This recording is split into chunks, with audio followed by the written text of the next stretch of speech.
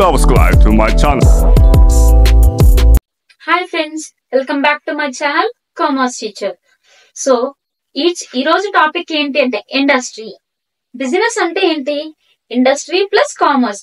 Commerce గురించి videos అనేవి చేశాను. సో ఇప్పుడు ఇండస్ట్రీ అంటే ఏంటో చెప్పబోతున్నా.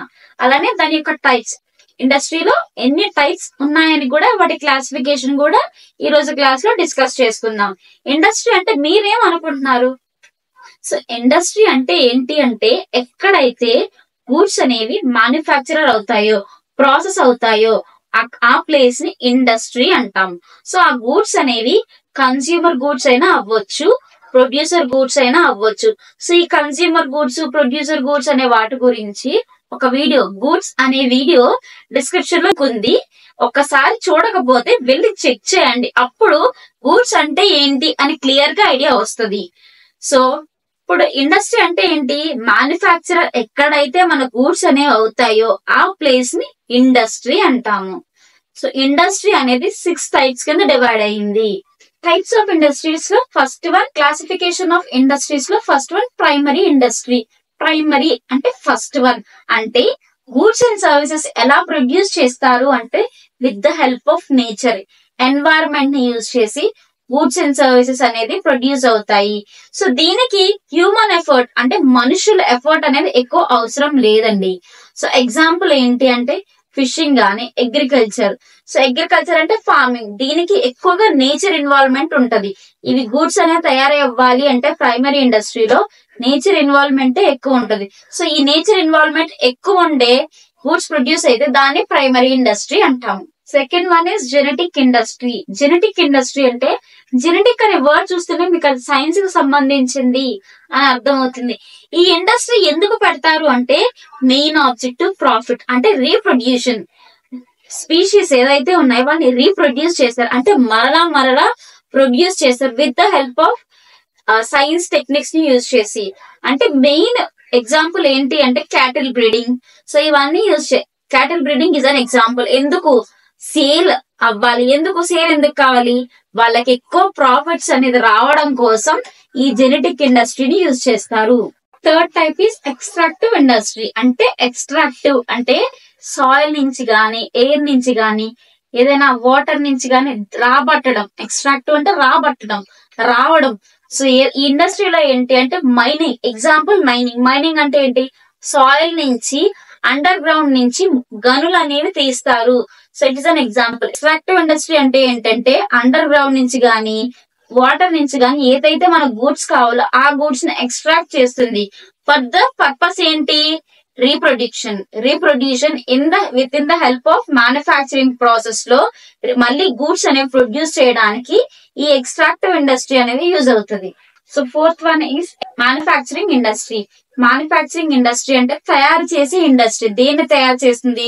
రా మెటీరియల్స్ నుంచి ఫినిష్డ్ గుడ్, అంటే ముడి పదార్థాల నుంచి పూర్తిగా తయారయ్యే వస్తువు చేసే ప్రాసెస్ ని ఈ ఇండస్ట్రీని మ్యానుఫ్యాక్చరింగ్ ఇండస్ట్రీ అంటాం. రా మెటీరియల్స్ అంటే ఏంటి? ఇప్పుడు సిమెంట్ ఇల్లు కట్టాలనుకుంటున్నాము. ఇల్లు కట్టాలంటే దానికి ఏమేం కావాలి? ఒక ల్యాండ్ కావాలి, అలా ఇటుకలు కావాలి, సిమెంట్ కావాలి. వీటన్నిటిని రా మెటీరియల్స్ అంటాం. అలానే ఒక ఇండస్ట్రీ అనేది పెట్టారు. దేనికి పెట్టారు? ఫర్ ఎగ్జాంపుల్ ఏదో సోప్ తయారు చేసే ఇండస్ట్రీ ఉంది. సోప్ తయారు చేయాలి. ఏ సోప్ తయారు చేయాలి? వాటికి కావాల్సిన ముడి పదార్థాలు ఉంటాయి కదా, ఆ ముడి పదార్థాల నుంచి చివరిగా సోప్ తయారు చేసే విధానాన్ని, ఆ మొత్తం జరిగే ప్రాసెస్ ని మ్యానుఫ్యాక్చరింగ్ ఇండస్ట్రీ అంటాం. అంటే ఆ పూర్తిగా తయారైంది కదా వస్తువు, ఆ పూర్తిగా తయారైతేనే అక్కడ తయారవుద్ది కాబట్టి దాన్ని మ్యానుఫ్యాక్చరింగ్ ఇండస్ట్రీ అంటాం. మ్యానుఫ్యాక్చరింగ్ ఇండస్ట్రీలో 4 టైప్స్ అనేవి ఉన్నాయి.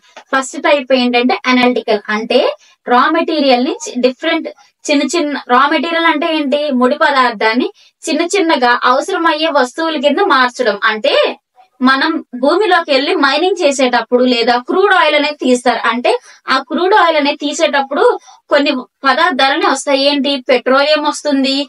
పెట్రోలియం అంటే పెట్రోల్ ఎలా వస్తుంది? ప్లాంక్టన్ ద్వారా వస్తుంది. అలానే ఆయిల్ అనేది అంటే నూనె, ఏ నూనె అయినా అవ్వచ్చు, వంట నూనె అవ్వచ్చు, మంచి నూనె అవ్వచ్చు. ఇవన్నీ ఎలా వస్తున్నాయి? ఆ మైనింగ్ అనేది చేసేటప్పుడు ఆ క్రూడ్ ఆయిల్ అనేది తీసేటప్పుడే కదా వస్తున్నాయి.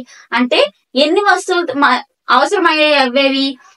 పెట్రోలియం అయ్యింది, ఆయిల్ అయ్యింది, గ్రౌండ్ నట్, ఇలా చాలా ఆయిల్స్ అనేవి అవుతాయి. దీన్ని అనలిటికల్ అంటే చిన్న చిన్న యూజ్ అయ్యే ప్రొడక్ట్స్ అనేవి తయారు చేస్తుంది.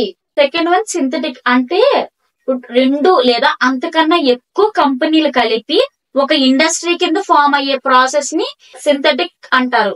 సింథటిక్ అంటే ఇప్పుడు ఫర్ ఎగ్జాంపుల్ కాస్మెటిక్స్ ఉన్నాయి. అంటే ఏంటి, బ్యూటీ పార్లర్ వస్తువులు ఎందుకు యూజ్ చేస్తాము అంటే ఐబ్రో పెన్సిల్ గానీ, లిప్స్టిక్ గానీ ఇవన్నీ ఉంటాయి. అవి ఒకదాని దగ్గర తయారవుతాయా?